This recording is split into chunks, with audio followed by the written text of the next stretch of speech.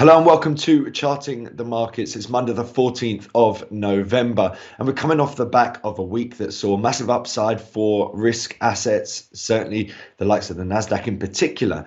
And we also saw upside for some of the commodities, precious metals in particular, finding a bid at a time where we see the US dollar coming off in a heavy manner because US inflation, both headline and core, move towards the downside. Shelter remains the key element that keeps moving towards the upside. And given the fact that that's over 30% of the CPI reading, it's going to be a key one to watch out for. But certainly goods appear to be declining in terms of price growth, services less so.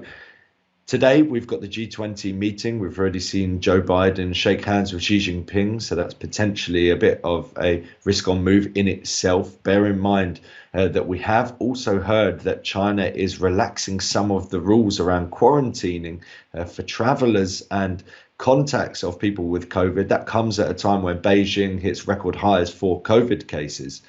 In terms of the economic calendar, certainly this week is a busy one. The UK inflation reading later on the week, I think, is going to be a really particularly big one as we tell a story of a divergence between US inflation and UK inflation, which is expected to reach 10.5%, so continue to move towards the upside. Is that divergence going to point towards strength for the likes of the pound against the US dollar? And are we going to see a continuation of that upside move for equity markets as people think that now that we've seen inflation reach the, I would say, still lofty heights of 7.7, is that enough to make people think that the worst is over and that we're moving in that downward trajectory for now onwards? That's going to be key as we look forward. Looking at the indices space, we have seen the FTSE 100 moving towards the upside over the course of last week, but there's still question marks to be answered here. You can see it on the daily time frame. The bearish trend does still remain in play as long as we remain below the 75.78 swing high that we had here from August, but we have been regaining ground. And ultimately, the key thing to be looking out for here is going to be the shorter term trend. We've been talking about the possibility of a break out of overbought territory, and that in the past, as we see with these vertical dotted lines, has provided us with good selling opportunities, very timely selling opportunities.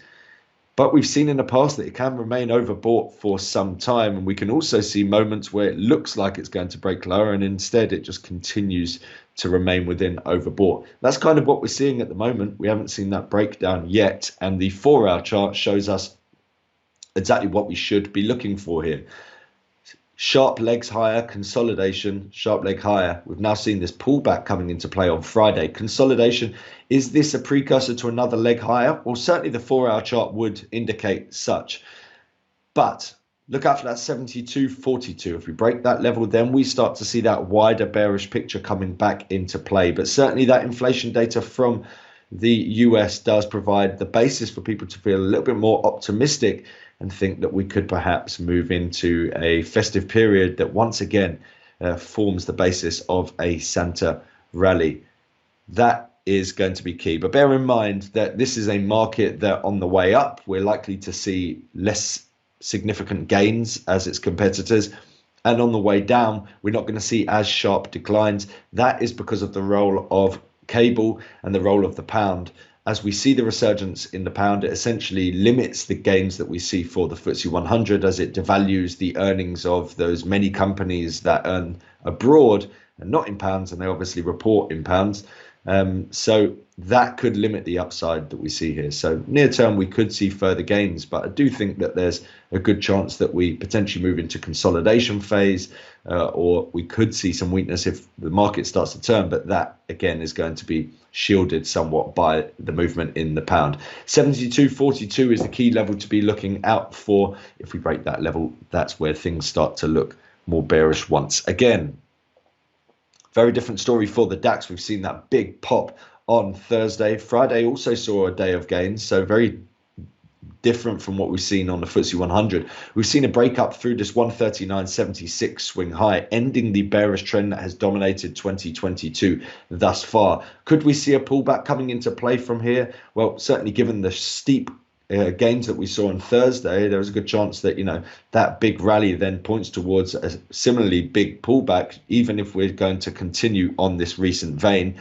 The 4-hour chart, though, shows you that we have been seeing some sort of very shallow retracements coming into play. So, you know, we could see a relatively shallow pullback. Ultimately, if we start breaking through, your first swing low would be around about here, 135.70. Below that, the most notable one is 130.30. If we start breaking those levels, then it looks like this near-term trend is done. But certainly on that daily time frame, we can see that we've broken through resistance, and that points towards the potential for a more protracted period of upside. Even though, in my mind, I think that we're going to get a rude awakening down the line when people realize that inflation isn't about to go away immediately and bring us into a position where the Federal Reserve is actually cutting interest rates. Instead, that inflation data has formed the basis of a slower rate rise move as we go forward.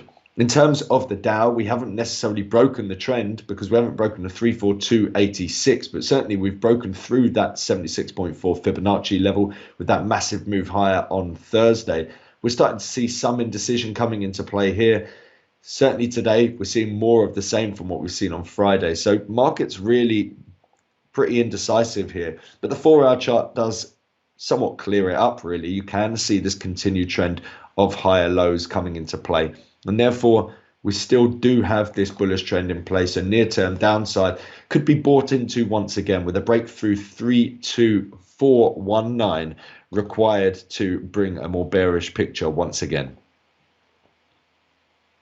Looking at the FX space, the US dollar has come off in a heavy manner off the back of that US inflation data. Bear in mind, this week we do have inflation from the UK, which is expected to reach 10.5%. A big divergence between Eurozone and UK inflation compared to the US could point towards further upside to come here in the UK. And for Europe, for the likes of euro dollar, we have seen that pop, breaking us out of this bearish trend that initially took place with the rise through this trendline resistance. But then we looked like we were potentially going to roll over. That didn't come into fruition because of that Thursday inflation read with a rally into 101.98. The follow-up came on Friday, so that trend is done now. Are we going to manage to follow this up and continue to push upwards? Well, if you look at the sort of last pullback, we just saw that a single day downside move before we pushed higher once again. Are we going to see something similar? It's difficult to say. I think, the question mark is whether people are going to focus on this near-term potential downward trajectory in inflation, which there's a good chance they will, and in which case you could see another move towards the upside, especially if we were to see that US inflation picture very, very much different from Eurozone inflation. So near term could see another sort of short-term pullback, but unless we see a breakdown through this 99.35 mark, then near-term weakness is likely to be bought into once again. Similar kind of picture for the price of cable. We have rallied into this wider 76.4 Fibonacci level at 118.30. We're starting to see some weakness coming into play here, but certainly we have been trending upwards of late. That remains in play for the time being. The 4-hour chart shows you that the nearest swing low is at 11334. So until that breaks, then near-term weakness is likely to be bought into once again. Like I said, this is a particularly big week. We've got the fiscal statement coming out later in the week. I believe we've got GDP, we've got inflation coming out. So a whole host of data coming out of the UK and sort of market moving events. So near-term downside as things stand looks like it could be bought into once again, especially if you look at that UK GDP reading. It's going to be very interesting to see. Let's say if it came in at 10.5, do markets then take that as a reason to become bearish as a wider picture and instead focus on the worst case scenario, which is playing out in the UK, rather than the downside we've seen in the US? Or do they find that clear divergence between UK and US inflation as a reason to buy the pound and continue this upward trajectory for this pair? That's going to be really key as we move throughout the week. In terms of the Aussie dollar, we've got a very clear bearish trend here. The rally through 65.47 though does end this recent sort of near-term downward trend and instead brings us into this wider pullback. We've come into the 100-day SMA. I think there's a good chance that we're ultimately just seeing a retracement of this wider move here. So you'll be looking at something like 67.67 up to 69.08. as a potential deep retracement area to be looking for shorts. We haven't reached it quite yet, but we are starting to see some downside.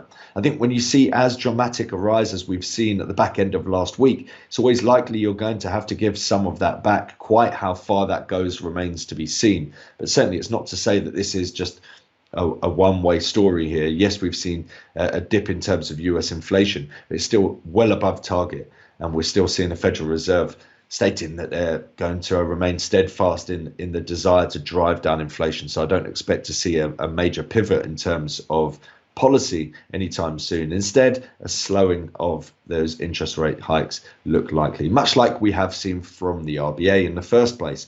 Nonetheless, in terms of near-term price action, we could see further downside. We're seeing this at the moment in terms of the fact that the stochastic's rolling over, price action starting to turn downwards. So near term, we could see some weakness, but all the way down to 63.86, that's the swing low that needs to break. And until then, we could just be seeing something akin to this that we saw coming into play last week, where we see a sort of pullback before we push higher once again for the Aussie dollar.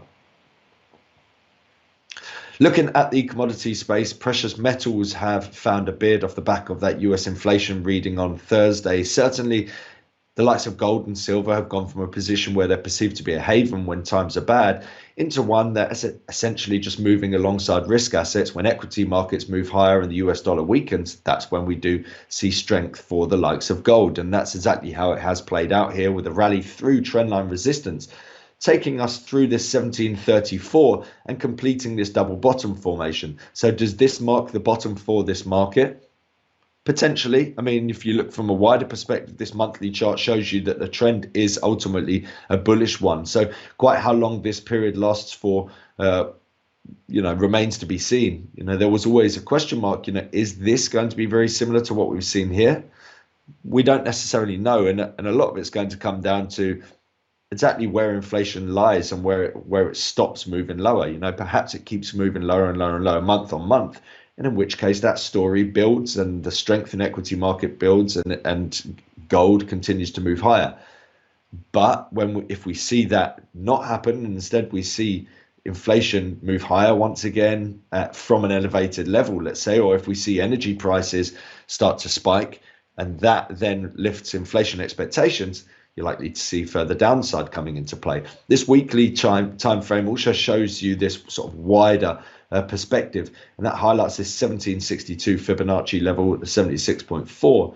That shows that 1808 is going to be the real major hurdle. You saw this sort of double bottom formation here, but the breakthrough 1808 certainly gives us greater confidence of that wider rebound coming into play. For the time being, the daily time frame shows you that we've gapped lower, and now we're starting to move lower in early trade today. So I think there's a good chance we do see a pullback at the moment, but unless we see that 1702 level broken, then perhaps this short-term weakness could be exactly that, short-term in nature, before we try to build on that rebound that we've been seeing over the course of November thus far. And then finally, looking at energy markets, Brent crude has been moving lower in early trade today. This has been a bit of a choppy one of late. We've been talking about the wider trend, which is evident on the weekly time frame, the 100-week SMA and the 76.4 Fibonacci level, which is at 81.26, playing into mark the bottom thus far. But we needed to break the 103.46 mark to essentially negate the wider sort of bearish picture here. We haven't seen that, and instead we've seen the 76.4 Fibonacci retracement of that sell-off come into play on a couple of occasions, sending it lower once again into your first swing low, which is what, 91.17. You can see it here as well on the 4-hour charts a bit better. Let's move that up to there. So 91.36, we tagged that. We've rebounded, started to weaken once again. Certainly if we break the 91.36, then you've got this head and shoulders formation. So it gives us greater confidence of that downside move coming into play. Bear in mind that the Democrats have now managed to take the Senate, and therefore the midterms are over. Do we still see the same vigor from Joe Biden in terms of the desire to release oil from the SPR? If he stops doing that, then perhaps that could be a signal to markets that we're going to see a tighter market and a potential for upside. So something to keep an eye out for. Also, what's happening over in China with the easing of some of those coronavirus restrictions. Does that impact things from a demand perspective? So certainly some moving parts on this one, but as things stand, we're starting to move lower. 91.36, the key support level. If we break that level, then this looks like a head and shoulders formation with the top at the 76.4 fib, and it looks like we're going to continue this bearish trajectory towards the upside. 98.54, 103.46. Those are the levels that we need to start seeing broken for the bulls to come back into play. And for me, that would be a big worry for markets. If we see that 103.46 market level broken, we're looking at the potential for 110, 120, 130, and that big rally once again back into the highs. And that could signal a secondary wave of inflation that would really spook markets. But we're not seeing it at the moment. It's certainly something to keep an eye out for. That's it for today. If you want any more news and analysis, make sure to go onto the IG platform. Otherwise, check me out on Twitter. My name's Josh Mahoney here at IG. Have a great day. Good luck trading. Thank you.